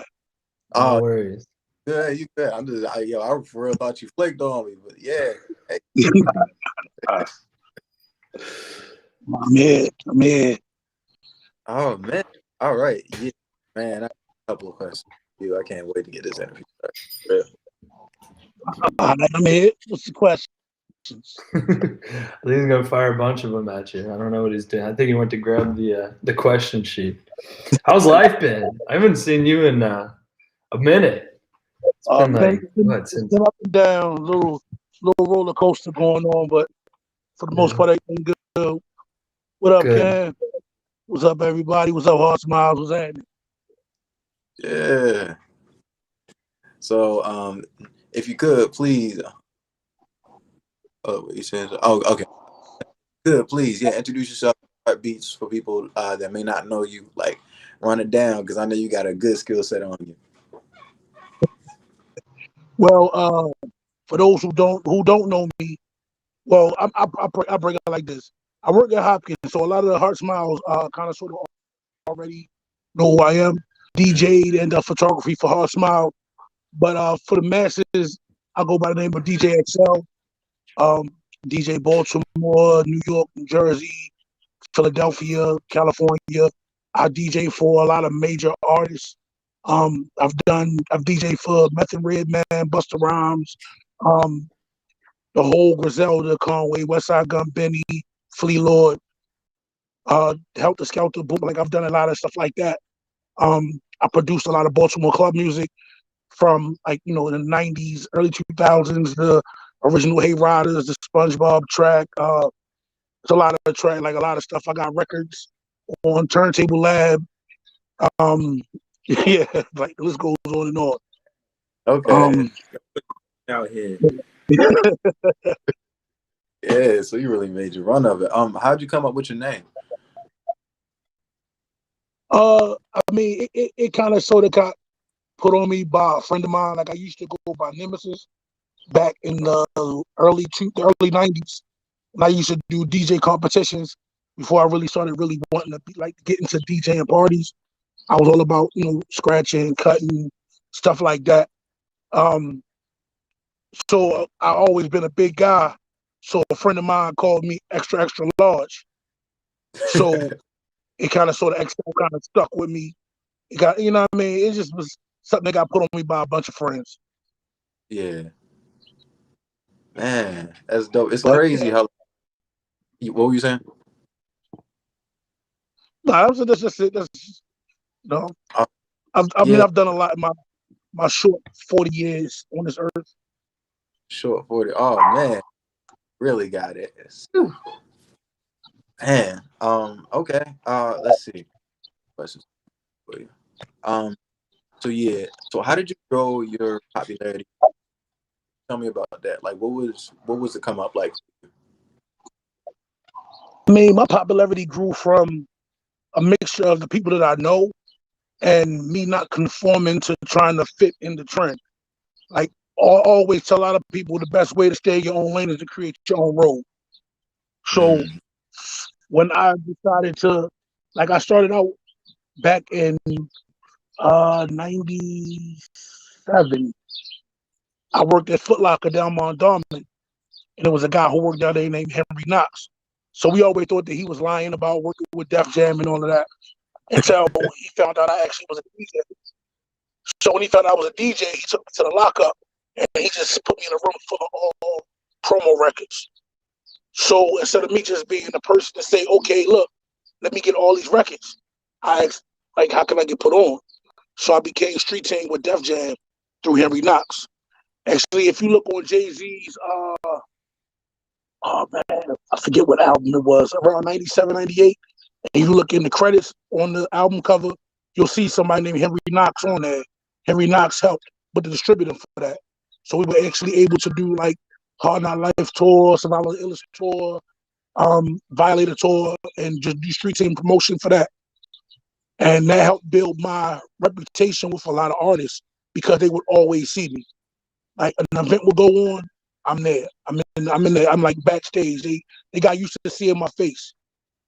So when they got used to seeing my face, and we were bringing concerts to Baltimore, those same artists be like, "Hey, I know you." Yeah, and we build bigger relationships. Hey, the entertainment period is all about networking. Like, if you know the right person, you can get to the right place. Oh yeah, definitely. Definitely. That's why to this day I tell a lot of people it's not really always about the attention. because the loudest person in the room is usually the most overlooked. You know what I mean? When you go into a room, when you gotta be seen, you gotta be for attention. The people who actually can put you in positions to succeed aren't looking for that person. They're looking for that person that actually can get things done. Gosh, yeah. True for like. Think of like maybe an artist I know, like I guess Roddy Ricch would be like a good example of that. Like he's a real cool dude, but like you can see it in his work ethic and stuff. What he puts out, that like he's always putting out quality. Got back, and I'm like, I think that kind of relates to what you're saying. He's definitely not the loudest in the room, but when it comes to work, it's top tier quality. Like people know him, and people to him things done. Right. I mean, you got a lot of them out here that put a lot of hard work. There's a lot of hard work being thrown around by a lot of these guys. Some of them are kind of sort of skating by, but you got people like DaBaby. I know he's definitely a hard worker. There's been a lot of them that are really definitely putting the grind in to be great. Yeah. And what would you define as like being great, like personal path, I guess? Leaving a legacy behind with you. Like you could be the brokest person in the world, but have notoriety that if the day that you leave this earth, people still remember you. That's greatness. You know what I mean? Like the guy, what's the running man of Baltimore? That man is not rich. He's not driving around in a Bentley or anything like that. But everybody in Baltimore knows who he is. Oh yeah. You know what I'm saying? Rich doesn't always, having a lot of money doesn't always mean great. That just means you're in a position to be financially stable. Yeah. And take on real. Yeah. Dude, all right, let's keep it going then.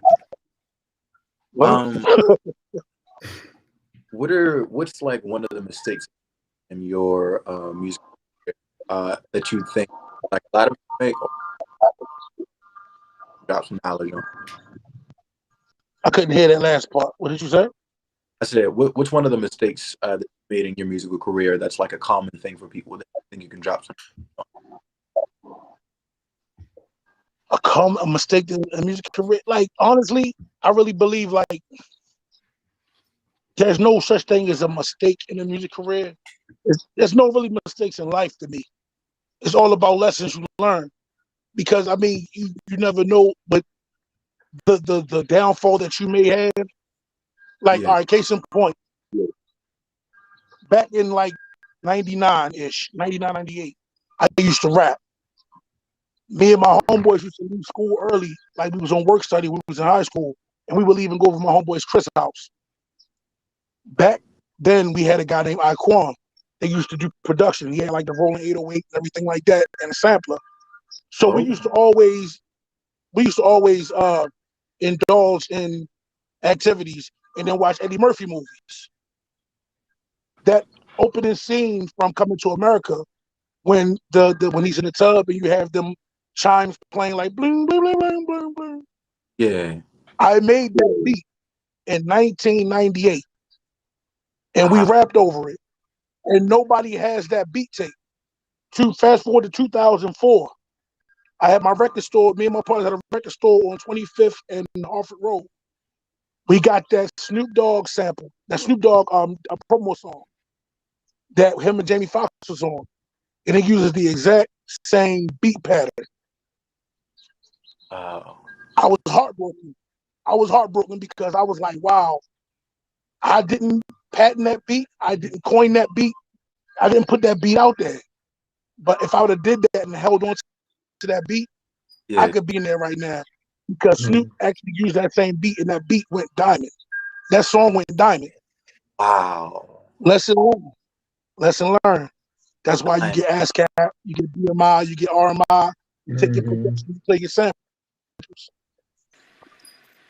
Hey, before you go, Beats, that reminds me of, because mind you, I got phone repair business. You got your logo and stuff. That's the same thing of getting your LLC and stuff like that. See, people think, you know, creating a logo and getting it done is easy.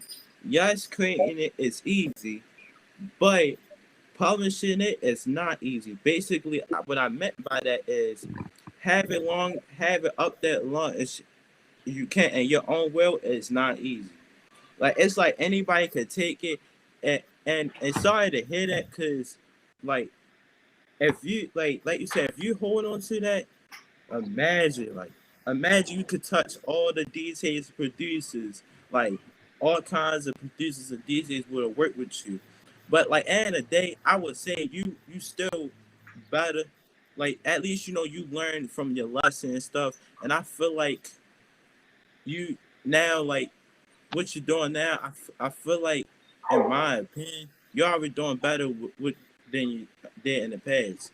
If that makes sense. I mean, yeah, back then when that happened, I was about 17, 16. So I don't put anything through any production that I'm actually going to keep without registering it. Especially if it's something that I know that I didn't put any samples in. If I have something with samples in it, I don't register it until I'm either ready to release it. Right. You said that happened when you were 17, DJ? Yeah. Man, that's right. I'm lost by my dog right now. Yeah, mine's making noise over here too. Now he's jumping. I'm trying to get petted and keep on jumping like I'm black. How active are you now still, DJ? Are you just doing stuff in your pastime? Are you still DJing actively? Yeah, I DJ on 88.9 FM every Friday. I'm the lead person for the show Strictly Hip Hop on 88.9 FM. And I also am an alternate DJ for Bushwick Radio in Brooklyn, New York.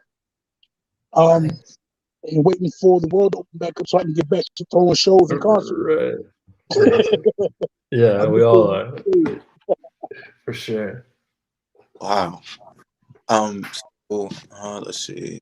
Looking at also, y'all got any questions? You can put them in the comments. Like, too. What's like? Put us on to like maybe some interesting stories you got from meeting celebs, or like some interesting stories you've had with celebs that a lot of people might not know about. Well, some stories I can't talk about because I may have been inebriated during that time. We're not going to talk about any intoxication in these lives. But let's see. Let's see this story. Well, one of my first interactions with like anybody from Rockefeller and Def Jam when I did the Street King. It was a pretty fun event that you got to actually be on the inside, looking out and seeing like the way artists are and how things are with their per diem and how a lot of them travel. Oh man, it's a lot of stories. It's a lot of stories. I mean, it's really hard to pinpoint an exact.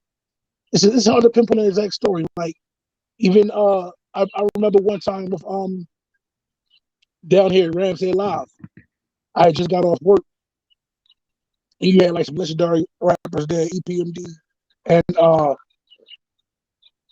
excuse me, Grand Poobah, Brand Nubians, EPMD. They might be before a lot of your time, but I was going to the venue, and my homeboy was already in there, and he told me to come to the entrance way with where the celebs go in.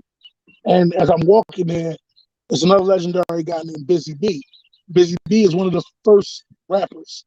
He lives in Baltimore, but he's from the Bronx. Him and another friend of mine, him and another person that knows me better now, we're walking to the same thing, and they're getting ready to go in. And Busy B only known me about maybe about 3 or 4 times. He was literally about to get into an argument with the security guards because security wouldn't let me in. Talking about, you don't know who this is? You don't know who this guy right here is? And I'm like, nah, B, they don't know who I am. I'm waiting for the guy to come to the door to let me in. You know what I mean? But it's been a lot of events. I mean, oh man, I can't. it's like the events are cool, but it's like the feeling that you get from doing certain things. Like the average person that DJs would never know how it feels to be DJing in front of thousands of people. You got 1,000 people watching you, 2,000, 3,000 people just sitting there watching you. And you in the back of your mind, you're hoping, please don't let me mess up. Please don't let me mess up. But you're having fun and you're getting the admiration from people that you looked up to. And it's like, now I can pick up my phone and I can call Talib Kweli. I can call Eric Sermon. I can call, it's like a lot of artists that I have that relationship with, that I can actually pick up the phone and call them and just hold a conversation about anything, even beyond music. It's just a great feeling. That's awesome. That's amazing. Yeah, I think that's like the really awesome thing about like getting up into that echelon where you get to see like the human side of like all the celebs and stuff like that, instead of like, you know, just the brand that they put out. Right.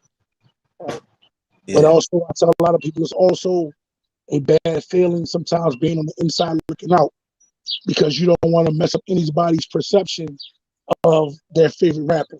Like your favorite artist, you may be like, oh yeah, that's the man, la la la la, and then you like, nah. If you really knew what I mean. Yeah. You know what I'm saying? Wow. Was there any? I don't know if you can tell those stories, but are there any like people, I guess, that you've met that didn't meet, like, I guess, the previous expectations that their original like persona? Not really 100 with me, because it's been so long since I've been like it's only been maybe a few people in life that I was actually anxious to meet, like Kool Herc, which was like they call the godfather of hip hop. I was excited to meet him. When you go into an expectation of meeting people, sometimes it really doesn't really, you know, you're not looking for anything in particular as a fellow artist. Yeah. Like I was kind of sort of like I knew that, like, when I thought that when I met Busta Rhymes, he was going to be a lot more personable, like, you know, more interactive. But he's kind of sort of like upper echelon. He doesn't really deal with you unless you're, quote unquote, on or near his level. Mm-hmm. But on the flip side of that, 50 was real. He was cool and was down to talk, you know. But yeah, I mean, for the most part, the only other artists that I wanted to meet, I'll never meet because they're no longer alive. Like, I would have loved to have met Prince in my lifetime. Oh yeah.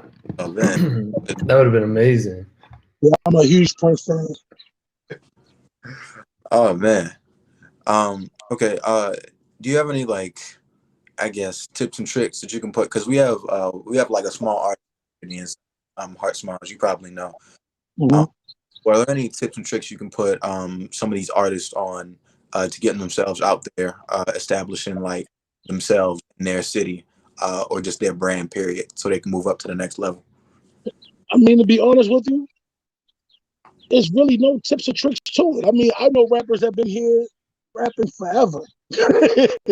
It's all about your grind. Like, some of them, they try to use the cheat code by interacting with people in other cities that were also trying to get on, and they were able to collaborate with people in New York and, you know what I mean, and St. Louis and all that, Atlanta.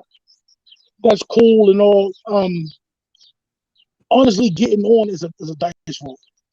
Being 100% honest with you, because you can have a song that could be a banger. It could be just the end all be all. But if you can't follow up with it, if you can't keep your grind going, it's like you're basically hustling for nothing. One key thing I tell a lot of people is that when you do music, do it because you love it. Because if you're in it to try to make $1, that's going to be the longest road that you're going to be traveling.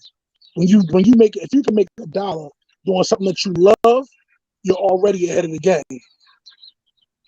So when you when you think that I'm gonna be a rapper and I'm gonna get this $1 million, understand $1 million is nothing. $1 million is not money. The people signing those checks, the ones that are signing you over $1 million, they get the money. Yeah. So when you love what you're doing and you can actually make a living, you don't even have to be driving a Bentley. You can drive a 2020 something. It's real nice. Yeah. But you're making money doing what you love. Being an artist, sometimes it's a lot of painstaking time and effort and money put into it. But if you know that's what you love to do, and you know that's what you want to do, keep at it.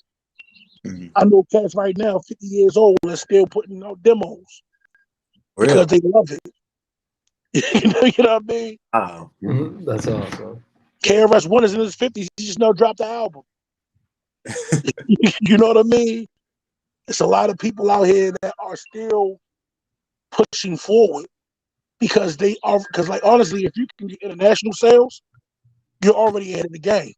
There's not going. It's once in a blue moon that Megastar comes up. It's once in a blue moon. Sure. You know what I mean? Like, the Migos are still making money, but they're not making money as the Migos. They're making money as Quavo, Takeoff, and Offset. Exactly. That's true. The Baby, he puts out music, but he's dropping his own music here and there. He's getting money from the features because he already made his way. I forget the artist that it's an artist. I think he's out of Chicago. The young brother was very smart. He made a hit song. He got money off of it. He took that money and he flipped it into real estate, and then became his own personal A&R to try to put people on to make money off of other artists. Wow. Smart move. Yeah. Mm-hmm. Yeah, that's a business move right there. I think I know who you're talking about, but I don't want to say the wrong name. Honestly, you can say the wrong name and I wouldn't even know.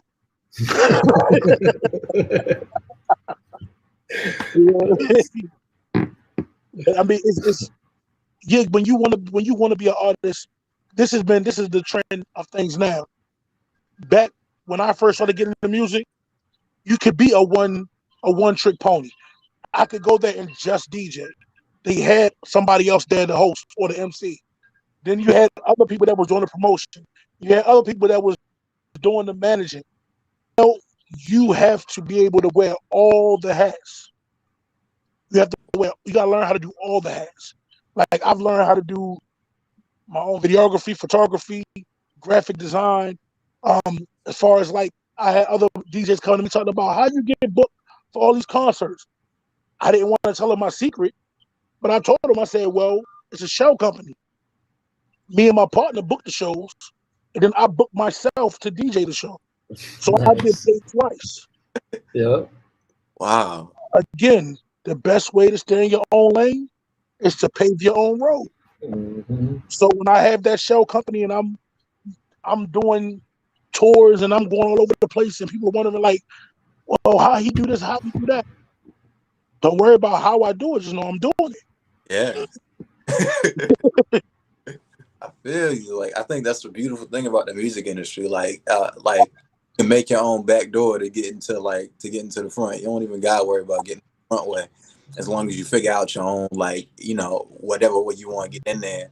As long as you can get the person that you need to, you can bring that worth there. Like, everything else happens on its own. True. I mean, it's like I said, it's a lot into it. Because, like, even after we spoke last week a little bit, and I started looking into what when you talked about the NFTs and all of that, Mm-hmm. I really started really getting deep into that. And then I actually was going to come and let you know, like, from learning from what NFTs are and what they're about, it would be extremely, extremely, extremely difficult for a musician to sell anything through an NFT. Really? Yeah. But I've learned that NFTs are pretty much a unique commodity. The way it was broken down is like, if you look at Bitcoin can be broken down into segments. If you got 5 $1 bills, you can trade those 5 $1 bills in for one $5 bill. no NFT is the same. So basically, NFTs are going off of commodities, graphic designs. I actually already set up my account with Wearable.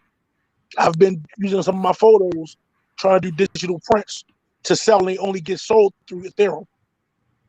So like when you're dealing with like NFTs are pretty much more art than they are music, because it's going to be difficult for you to sell a kit pack. Like as you as being a producer, as many kits that you get, how many of them sound the same? Besides little small kicks, snares, stabs that may be different, varying from pack to kit, from kit to kit. Yeah. You can't sell something like that when it's not unique. So unless you have a unique sound for each stab, each snare, each drum, each kit, anything, and it's a unique sound, you can't sell an NFT. Wow. Man. Yeah, it's only unique to one seller. One buyer, one seller. I think I'm starting to get what you mean by like how hard it would be for a musician, because like with a lot of these musicians, like they got like, you know, they got that go-to pack. They got go-to kick, snare, you know, maybe a couple different sounds in there to make it unique. And that'll be real difficult, right? Wow. Right.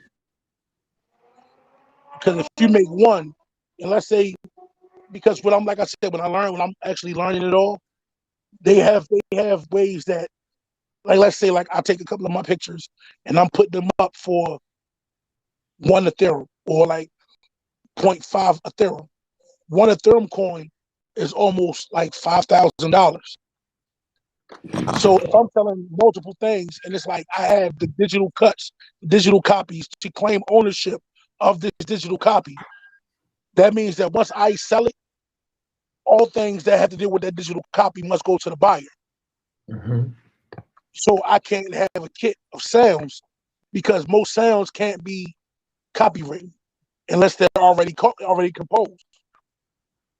Once they're already composed, the sounds can't be broken down to say, okay, this is yours, especially if they contain any samples or any pack of anybody else's kit, because it's not unique. Gotcha. Yeah. That's real insightful. Yeah. Yeah, you got, like I said, you got to touch every aspect these days. Yeah, getting into the nitty gritty.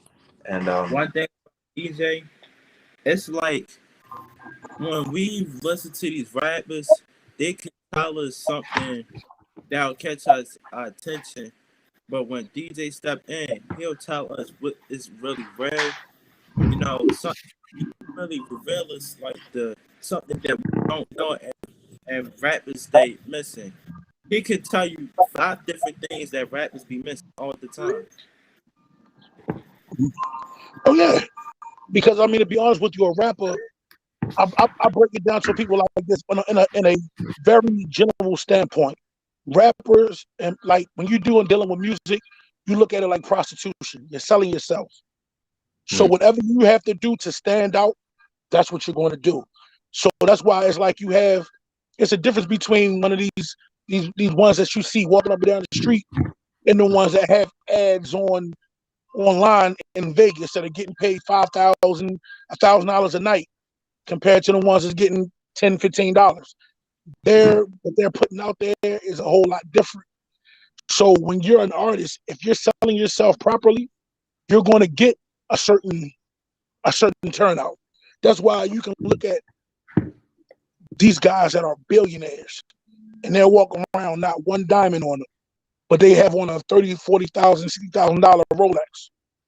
But then the rapper will go get a $10,000 Rolex, get $10,000 worth of diamonds put on there, and depreciate the value of the watch, just so they can have something to put up in the camera. Be like, yeah, I'm getting this money, and you didn't wasted a bunch of money that you could have actually been doing to do something productive. Real. What the general public sees is, oh man, you know, such and such spent $200,000 on a necklace. Necklace though, this is a waste of money. Like why spend 200 on a necklace and why spend $10,000 on a watch and then you have $10,000. I mean, it's a apparent look.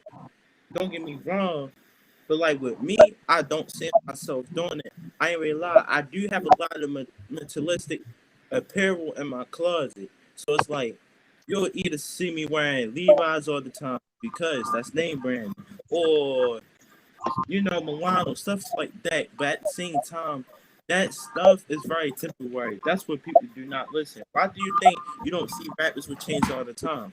Because it's temporary. It gets dirty, and people throw it away because it's temporary. That's how it is. Well, I mean, depends on how you look at it. Because I mean, you can buy certain things. Like you can buy a necklace, you can buy a watch, but if you're buying it the right way, don't buy it as I gotta be seen. Like you see they wear these little choker necklaces with all the diamonds and everything on there. Yeah. Once they did that and they said they could have said they spent $250,000 on that necklace and chain.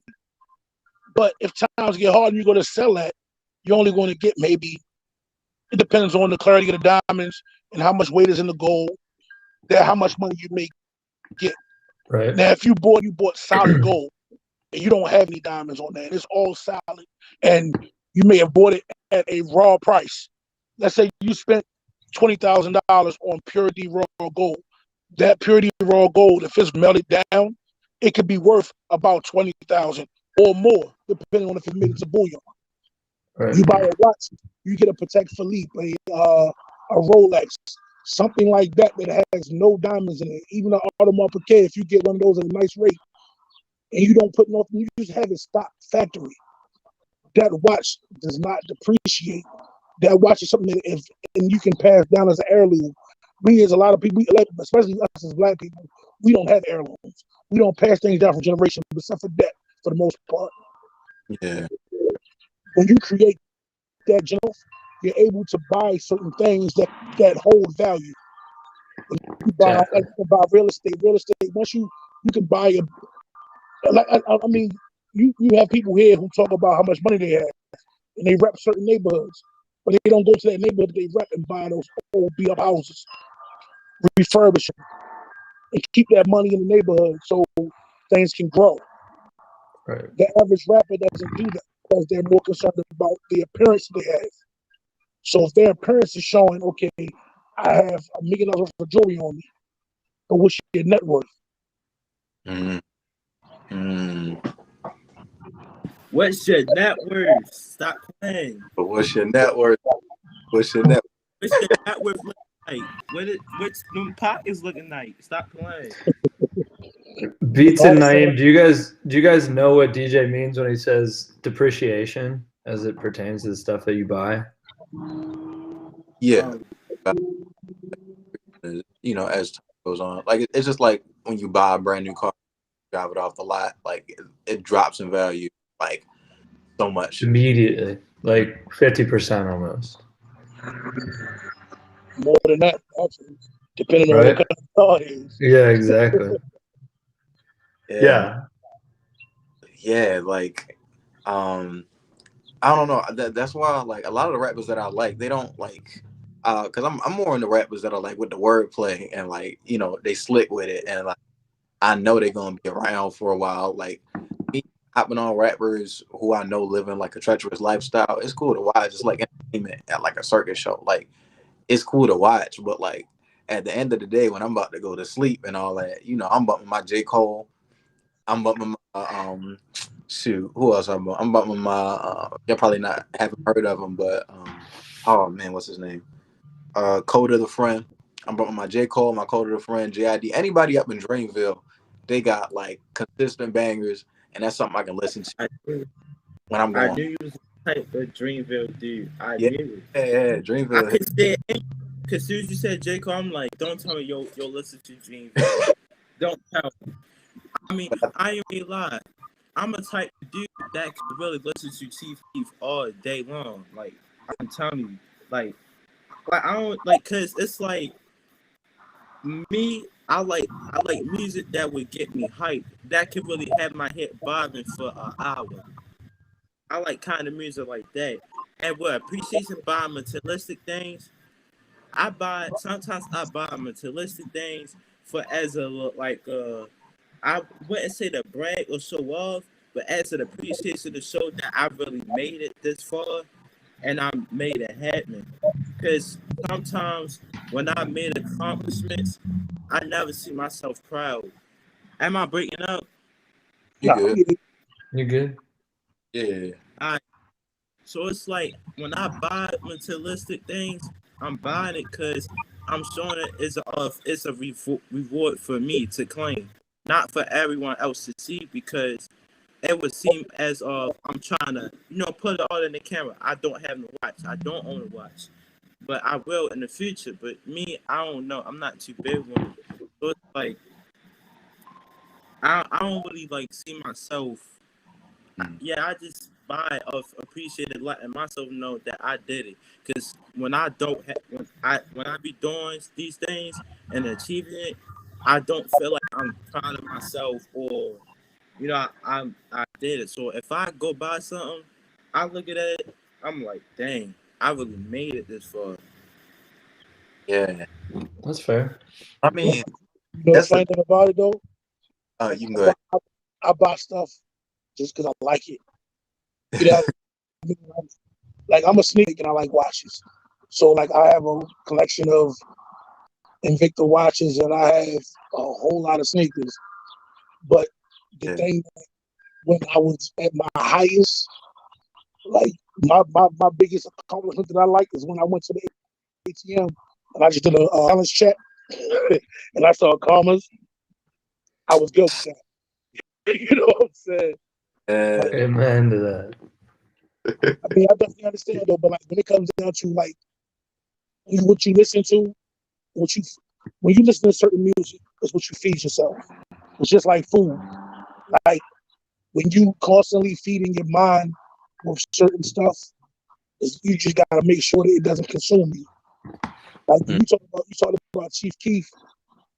I really can't listen to too many of those Chicago type rappers because the narrative of that music is so negative to me that I'm like, I really can't. I mean, don't get me wrong. I listen to a lot of rap. I listen to a lot of hip hop. And everything I listen to is not uplifting and power to the people. Trust and believe that. I'm not that guy. I'm not listening to just everybody talking about, hey, we need to stick together. However, when it's like constantly, I shoot you in the face and I go on your block and I do this and I do that.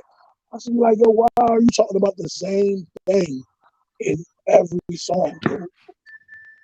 And then every other rapper that's with you talk about the same thing in every song. I get it. Sometimes it's more the beat than it is the lyrics sometimes, and from some people what they say. But it's also, I understand it's a generational gap. Right. And I was ready to say I'm kind of the same person as you is. Like I be thinking like, why I want to keep hearing somebody say, oh yeah, I'm about to send 10 shots to this boy 10 times repeatedly. So I be listening to that's motivational, and that would, you feel me, that would make me feel good about myself. So I probably listen to the music that's in the 2010s, 2000. I'll listen to Drake. Matter of fact, I listen to Drake, or like I haven't listened to J. Cole almost in a couple years, cause like I said, J. Cole ain't my type of dude for real.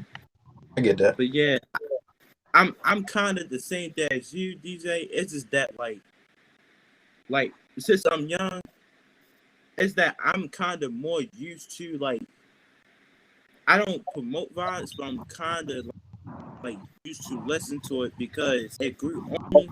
But I feel like all of us do need the exposure of listening to good music, which is motivating us and uplifting. So I feel like you're not wrong at that. I definitely agree. Right. See, like when it comes down to like, I mean, I always like I have friends that always laughed at me when I said this, but I said I always felt like if I met a rapper and I was to swing on him, he didn't swing back, I couldn't listen to him. Wow. So, but that's also outside. I mean, the inside looking out type of way because I know certain things about certain rappers. But I mean, in coming from the background that I come from, it's not good for me to listen to a whole lot of music that's always talking about shooting this and that, because it's like I had my old mentor told me a long time ago. He's from the Show Me State. He wasn't from Missouri, but he said, "Call me Missouri, because when you talk about it, show me that you're about it." And I've always been that way. So I can't listen, and at the same time, I can't listen to no. I'm not one of these guys who look at the 20-year-old, 21-year-old and be like, "That's the big homie."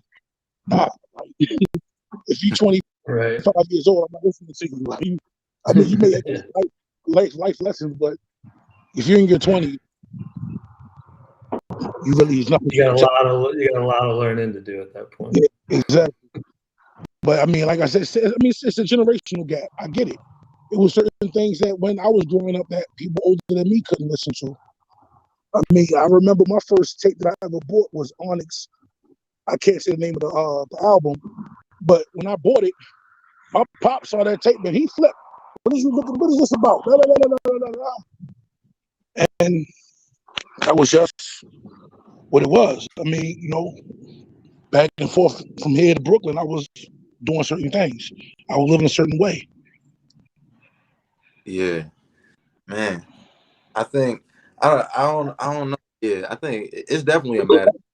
A lot of things are more acceptable like now.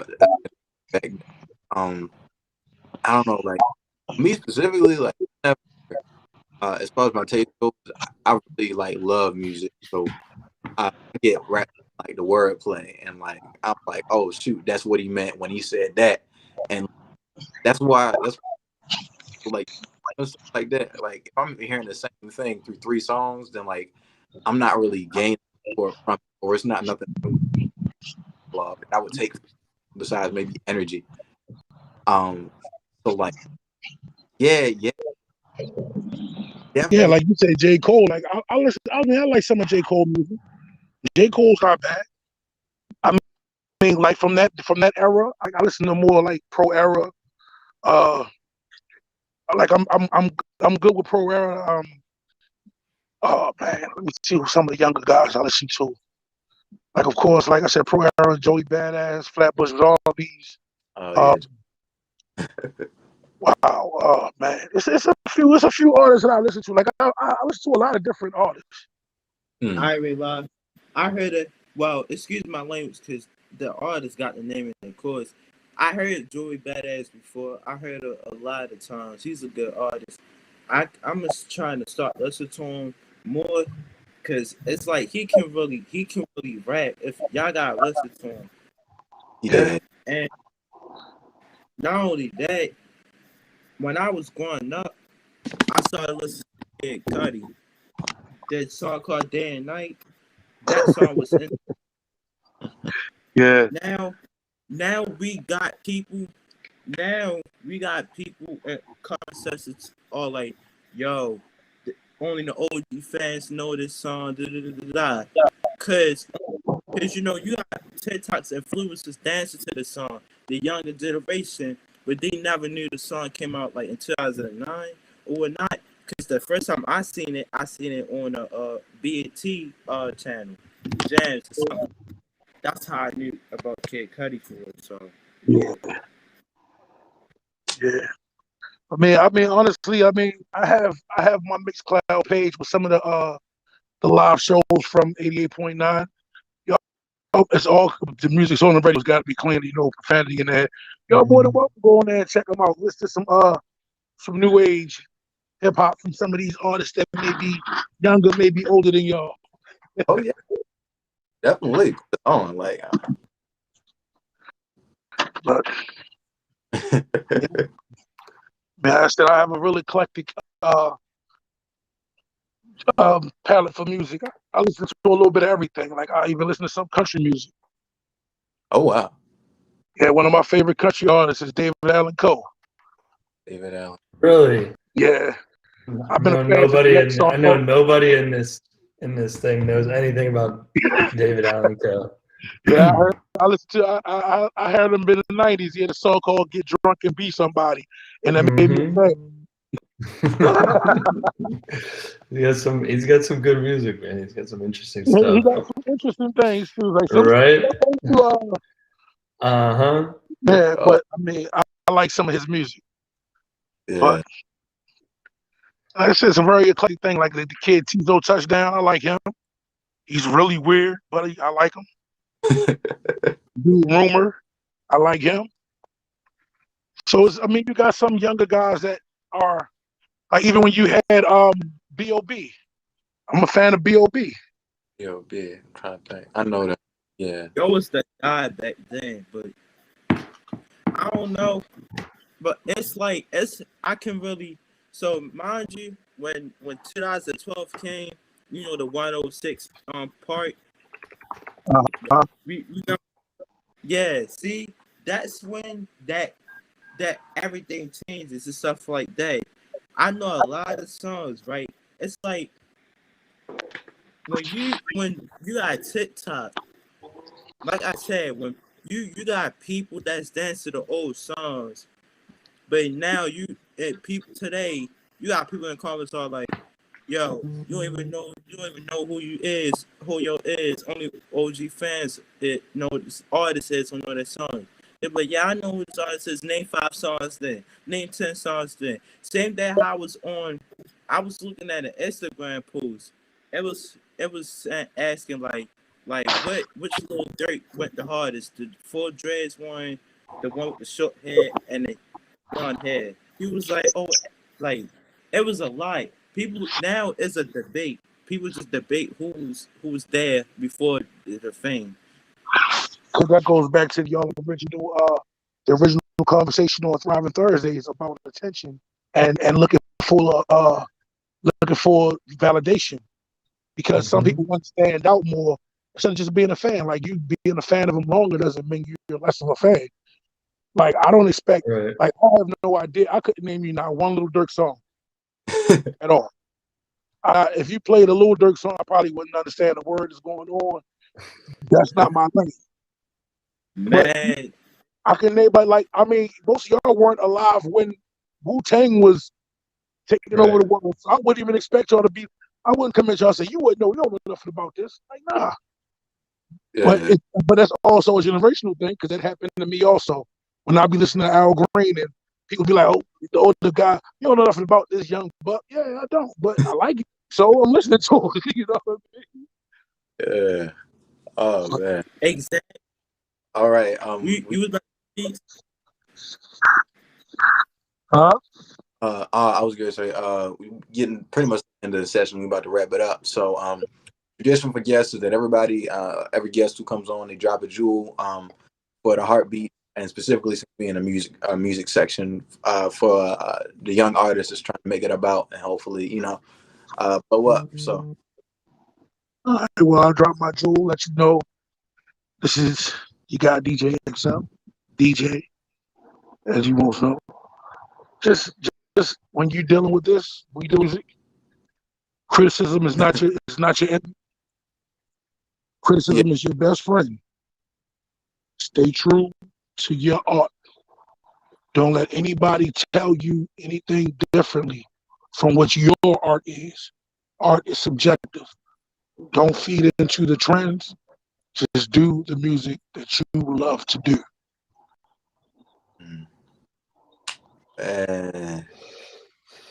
That's for that one. That's true. That's true. Man, pleasure having you on. For real, you dropped like a lot of knowledge, and we got a real interesting career up in the music.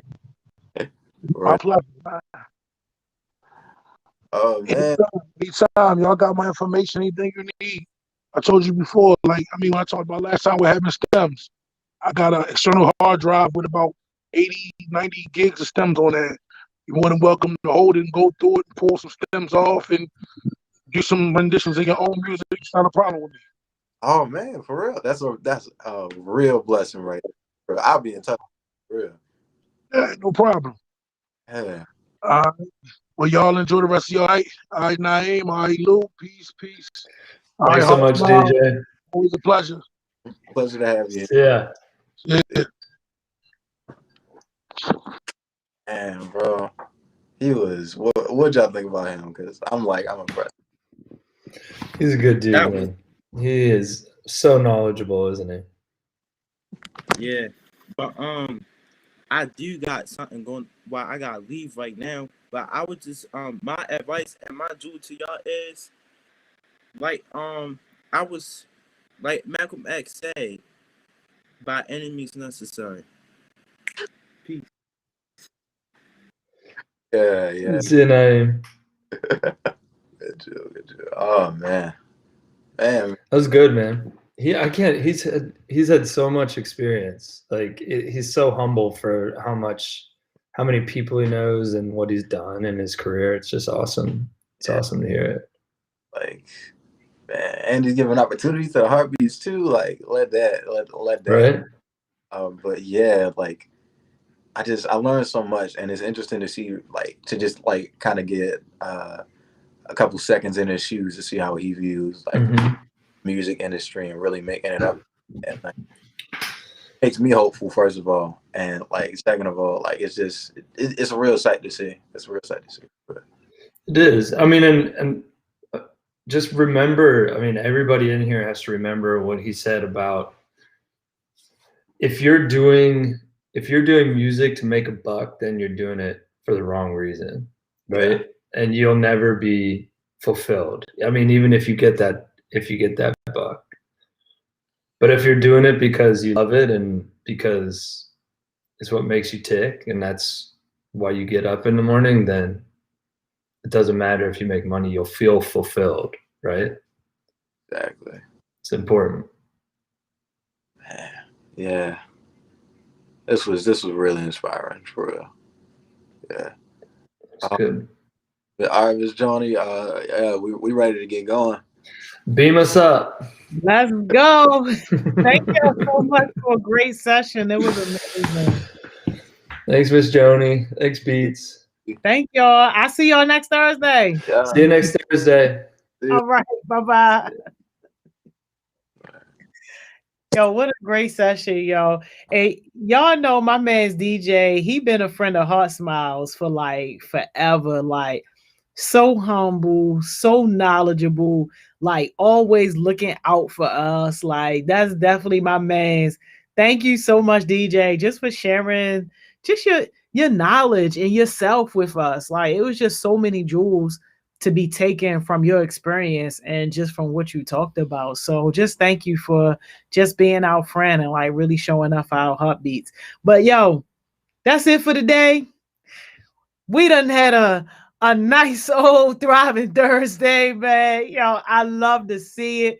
Y'all already know what I'm about to say. You already know what I'm about to say. Yo, go do something productive, yo. You still got a little more time to go in your day, yo. Go do something productive. If whatever it is you're about to do, if it's not connected to your goals, if it's not connected to your version of success, then don't do it. Like, just don't do it. Discipline yourself to just not do it and do something intentional. And if y'all was listening to the jewels earlier, then you already know, yo, it's about intentionality and consistency. So be intentional about whatever it is that you're going to do. And once you build up those good habits, be consistent and demonstrating those good habits. So I'm out of here, y'all. If y'all rocking with us tomorrow, I'll see you tomorrow. Or folk, it's Friday. I'm out of here.